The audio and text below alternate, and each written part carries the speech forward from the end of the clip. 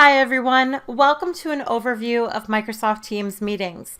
Now, before we get started taking a close look at the features inside a Teams meeting, I just want to point out that I am using Microsoft Teams online or on the web. I've opened it up in a Chrome browser window. Now, this is the experience that most of our students are going to have, especially if they are using Teams on Google Chrome on Chromebooks. You may also recognize this view of Teams meetings if you are using the installed app of Microsoft Teams on your Windows 10 device or a Mac, if you haven't updated to the new meeting experience. I have a separate video showcasing the features and the changes in the new meeting experience for the installed app. Let's continue by taking a close look at Microsoft Teams meetings in the online version of Teams. So I've gone ahead and started a meeting and I'm currently in the lobby.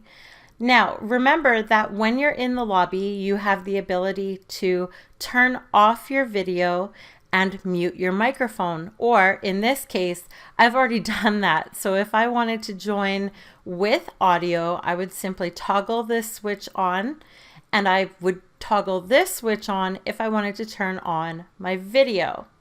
Notice that I also have the ability to adjust the settings for my devices, including my speaker, microphone, and camera. Let's just close that.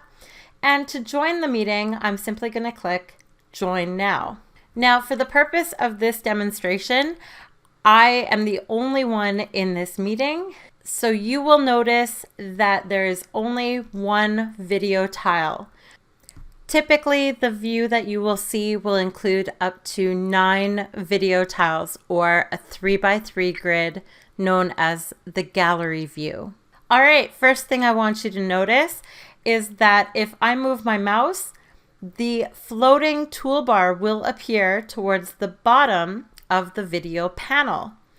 Let's take a close look at the features of this floating toolbar. First thing you'll notice is a timer to show the time or duration of the meeting. Notice that I have the ability to turn my camera on and unmute my microphone. Now, it's great Teams meeting etiquette to enter a Teams meeting with your microphone muted. You can unmute that microphone when you're invited to do so. The next icon that you're going to see is to open the share tray. This is the button that we'll click if we want to share content or present content to the other participants in our team. Keep in mind, you'll only have the ability to share or present your screen if you have been given permission to do so, or you are the creator of the meeting. Let's go ahead and click Open Share Tray. Notice that a panel opens to the bottom. In this panel, notice that you'll have the ability to choose what you would like to share with your audience or the participants of your Teams meeting. For instance, you can select Screen Share, Desktop, or Window. When I click on this icon, notice that I have a choice. Now, I should point out that I have 3 monitors connected. So when I see your entire screen, I can choose from the 3 different monitors that I have available. Now, if I don't want to share my entire screen or my desktop, I can always select Application Window, which will allow me to just share a browser window or an app that I have open or a folder that I have open. Same thing with the Chrome tab. Notice that I have several tabs open in my Google Chrome browser, and I could select to share one of these tabs with my audience. I would just simply select and click Share. Let me click Cancel to go back, and let me open that share tray again. Notice that I can also select from a wide variety of PowerPoint presentations that I have worked on recently.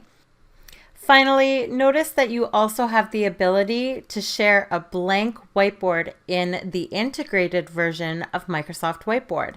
Let me just open that up so that you can take a sneak peek.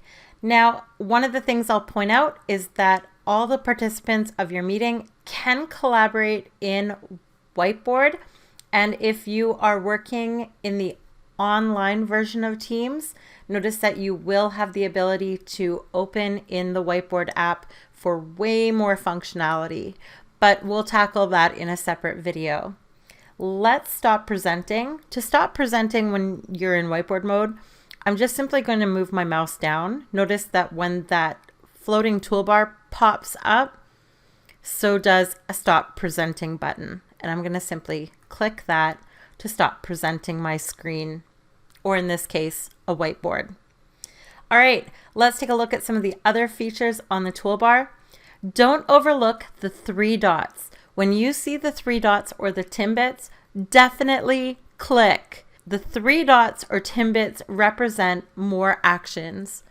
It provides you with a menu of a lot more features. So notice in the Teams meeting features, you have the ability to show device settings in case you need to adjust your settings, show meeting notes, enter into full screen, start recording, and end the meeting. If you click end meeting, this will remove all the participants, including yourself, from the meeting, and the meeting will be over. Let's return to the toolbar. Another feature I want to point out is the raise your hand feature. When I click on the raise your hand feature, notice that it shows your hand is raised. If I'm the organizer of the meeting and I click on show participants, I can see that Christine has her hand up, and I could go ahead and call on Christine to unmute her microphone. Now, if I'm the one that raised my hand, I do have to click on the hand icon again to lower my hand to make that notification disappear. All right, while we're in the participants tab and we have that panel open to the far right, let's just talk really briefly about participants. Notice that I can see who's in the meeting. I can invite additional people to join the meeting. And again, I see those 3 dots or the Timbits. Don't forget to click. Notice that I can choose to manage my permissions and download the attendance list. Now keep in mind that you do have to download the attendance list during the meeting. You won't have access to it after. Let's really quickly talk about manage permissions. Let's say that you set up the meeting, you invited your class by providing them with that join meeting link, but you forgot to set the permissions so that only you can present. Don't worry, you can always click manage permissions, and that will take you to the meeting options window where you can set who can present.